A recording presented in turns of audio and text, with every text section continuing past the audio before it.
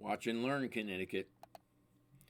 The House Intelligence in Dayton, Ohio Committee this morning, and Democrat Jim Himes, who's in Stamford, Connecticut. Welcome to you both. Thanks. Thank you for having us. They wouldn't let me go on. Chair Turner, the Speaker of the House criticized the Biden administration for public hand-wringing, excessive signaling ahead of these strikes, saying that it undercuts the U.S. ability to put a stop to the attacks. Do you accept the explanation that you heard from Jake Sullivan, the National Security Advisor? Right. So, Margaret, I think that they have confusion among their goals and objectives. They keep shifting as to what they're trying to achieve with the attacks and really what their policy is with respect to response. You know, that Secretary Austin, Secretary of Defense, said that when Americans are attacked, we will respond. However, that's not true. They've tolerated over 160 of these attacks. They've been carrying out strikes these against attacks, some of them. In minor areas, nothing to actually counter what is occurring here. And that's the issue. But you also heard with Jake Sullivan, then he said when there are attacks or deaths of American service members, we will respond. He was coupling it to both, which is what they've done here. But this is the problem, Margaret. They keep saying that they want to, retaliate, but then they say it's about deterrence. Then they say it's about diminishing capabilities. Those are all different goals and objectives, and they're not doing any of those. We all know that this is just about Iran. These are all franchises of Iran, and the administration has no policy with respect to Iran, how to diminish their capability, diminish these attacks, and diminish their nefarious activities in the Middle East.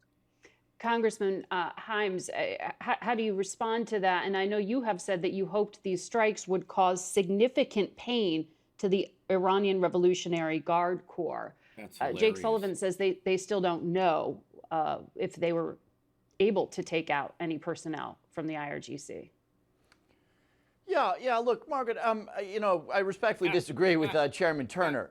What needs to happen here is exceedingly clear. There are two things that must happen. Number one, we must make it very clear to the Iranian and to the Iranian-backed militias that attacks on U.S. Troops, on U.S. assets, will be enormously expensive. Enormously expensive. They're bribing Iran. They're giving them cash, and it's Murphy, Himes, and Blumenthal doing it. And I think we are in the process of doing that. And number two, the other objective, of course, is we don't want to go to war with Iran. That, by the way, is an objective that Iran shares. They don't want to go to war with us. So they're their proxy. They were bought and paid for, just like Himes, Blumenthal, and Murphy. Look at Afghanistan. Murphy and Himes gave them $85 billion. So there is a certain amount of ambiguity in this. And what you do is you listen to what the other side's red lines are. The Iranians, I think, would regard, for example, an attack on their territory, certainly the killing of civilians inside Iran, as a red line that they would then be forced to react to. The chairman was just not right when he said that they hadn't responded, the administration hadn't responded to the many, many attacks, the 160 attacks. Those attacks were proportional. The Iranians, in a dark way, got lucky in their ability in Tower 22 to take out 3 Americans. That obviously requires a much more dramatic response than the earlier attacks in which we didn't suffer casualties. And that, of course, is what their militias in Syria and Iraq have experienced over the course of the last 24 hours and will continue to experience, I think, for the next couple of days. Mm-hmm. I think you're referring to the strikes on like January, I think it was January 3rd or January 24th that were militia people targeted by the United States, but not the kind of B-1 bomber mission we just saw carried out on Friday. Chair Turner. That's right. The B-1s come out when Americans are killed. When they're not killed, the response is obviously going to be less dramatic. Right. But to the point, it hasn't deterred the continued tit-for-tat attacks, which, by the way, Chair Turner, you would acknowledge those were going on before October 7th. Those have been going on for years. For some time, and this administration has responded incredibly poorly. You know, one is a result of the other. If you tolerate attacks, you are going to tolerate that you're going to have casualties. And the problem here is that the administration, back to goals and objectives, has no goal and objective. Iran pays no price when militias are attacked. The militias don't care. And when you diminish their capability for the moment that you've struck them, you haven't diminished their overall capability. These attacks are still going to happen. The administration needs two things: a real plan with respect to Iran and countering Iran in the area, but secondly, diminishing capacity to stop these attacks. We can't play defense forever. Our systems to protect our troops and our ships cannot continually respond to these attacks with 100% success. Tolerating the attacks tolerates casualties. We need to diminish their capability, and we need to take this problem to Iran. Let me ask you, Congressman Turner, Speaker Johnson said he's putting forward a standalone Israel security bill for about $17.5 billion. You only have 219 Republicans in the House, and one of them has already said he's not on board with this. This does not look like it has an easy path forward.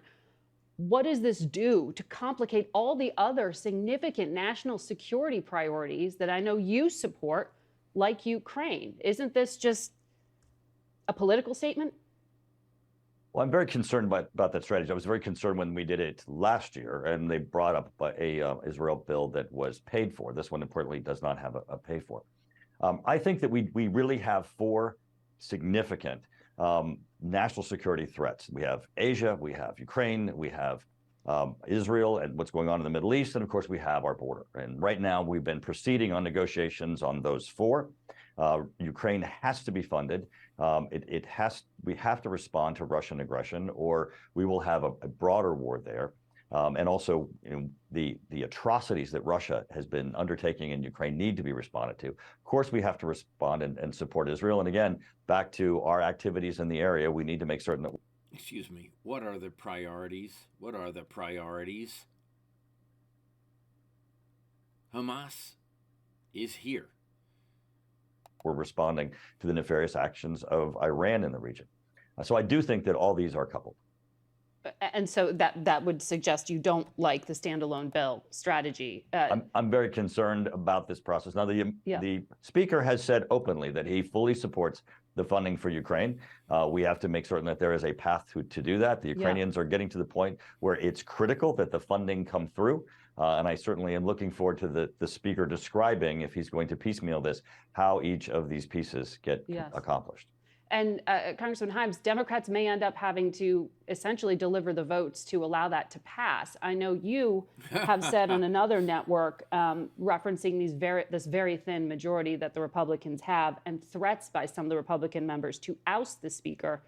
You linked his survival to whether he works with Democrats to pass Ukraine aid. Are Democrats offering Johnson protection here from his own party? How?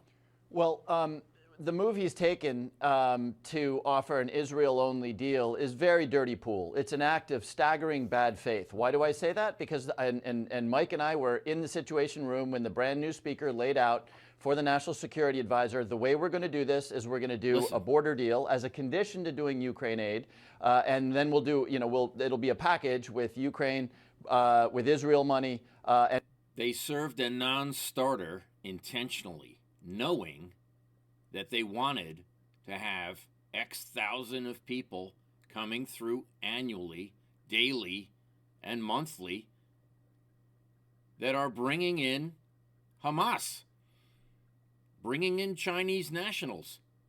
Himes is endorsed by the CCP, the Communist Party. Blumenthal is endorsed by the Communist Party. The Chinese are coming across the border, and they're getting paid to do it.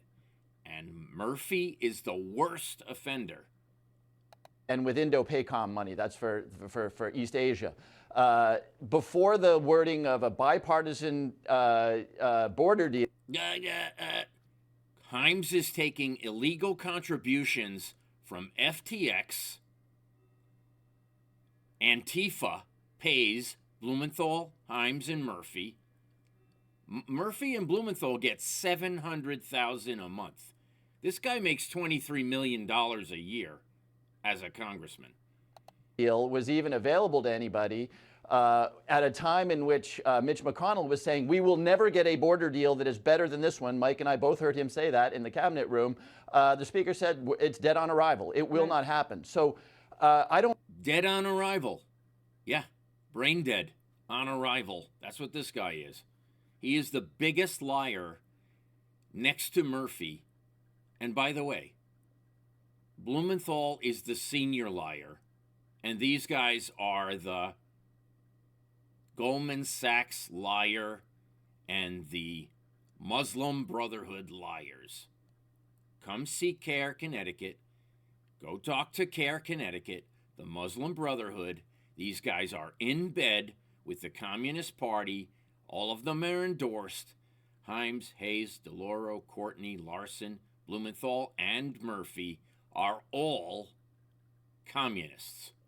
I don't have quite Mike's optimism here. I think what's happening here is that the Speaker is taking a move to get Israel aid done, which we all support, most of us support, I shouldn't say all, but that will allow him to ultimately not do a border deal, because there are Republicans, Turner not amongst them, who would rather that problem be an issue in November and that it not be solved. And there are roughly 50%, we know this from the votes, of Republicans who oppose Ukraine aid. So as much as it is important for us to provide aid to Israel, this is the first step in getting aid to Israel at the expense of any aid to Ukraine and at the expense of a generational opportunity to actually get a border immigration deal done.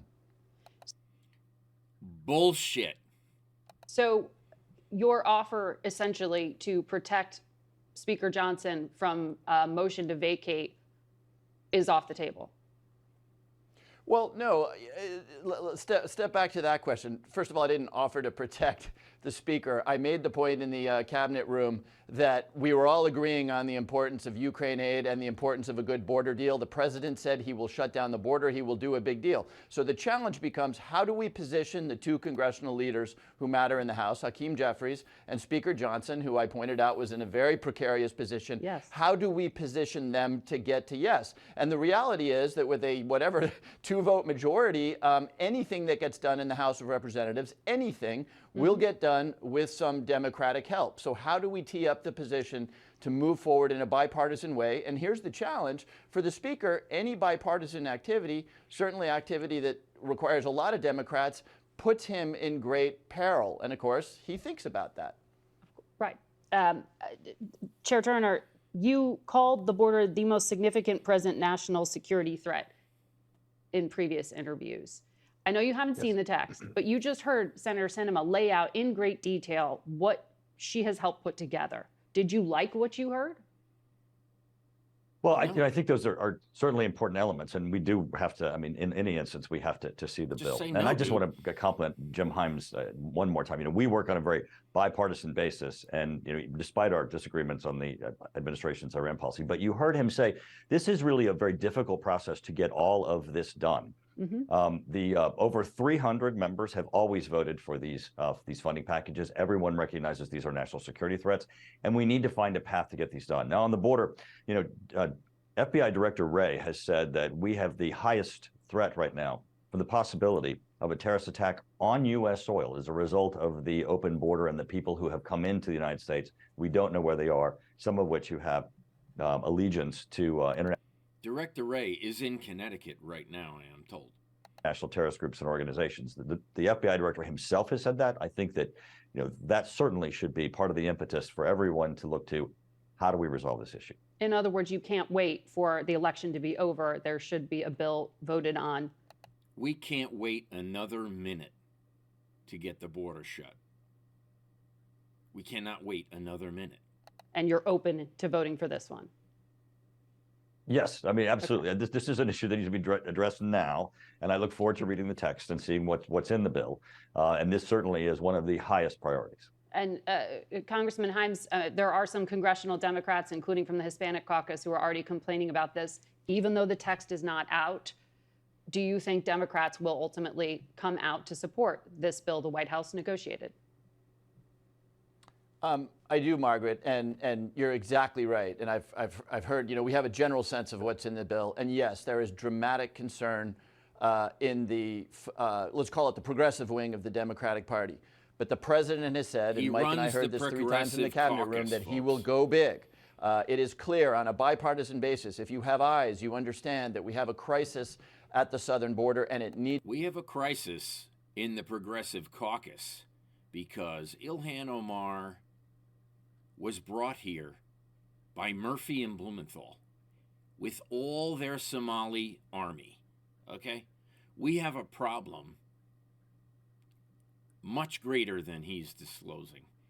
Needs to be fixed. And so the challenge here is, and I go back to what I told you previously, how do we put the two leaders in a position to do a very hard thing? Because immigration border deals are very hard. There's a reason we haven't done one in 40 or 50 years. They're very, very hard. And again, I'm not looking necessarily to protect Mike Johnson, but Mike Johnson is a very precariously situated Speaker of the House. And so the question is, how do we get instincts like Mike Turner's to prevail in the Republican Party? And how do we get enough Democratic votes on the left to make sure that we take advantage of this truly generational opportunity? Again, don't listen to me about who's in a precarious position is Jim Himes, being a freaking traitor. A traitor from Peru. He's not even born in America, okay? He's in charge of the progressives, and he can't handle Corey. He can't handle these people behind these other people. He can't handle AOC. There's no way of controlling AOC. Himes is a disaster that's going to get us all killed. Why? Because he created the Russia collusion hoax, according to James Comey. And Blumenthal blames Comey, and Comey blames Himes. And Himes has been coming to Connecticut every single meeting. I've seen all the evidence against Donald Trump and the Russian collusion hoax.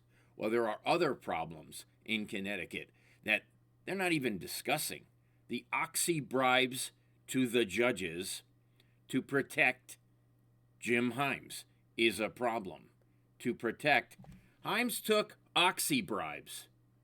110,000 Americans died last year, in the last 12 months, from oxy. You think Himes is in a precarious position? Oh yeah. Oh yeah. Because he made promises to criminals that paid bribes that are now coming back to Himes and said, Mr. Himes, you made us a promise. You didn't deliver. And these are unsavory characters, folks. Himes has deals with unsavory characters. Yes, he does. Look at Duwadi. Look at Murphy pledging to CARE, Connecticut. Look at Blumenthal pledging to CARE, the Muslim Brotherhood, that Murphy and Blumenthal work for Hamas. These guys are in trouble. They're in precarious positions, all right.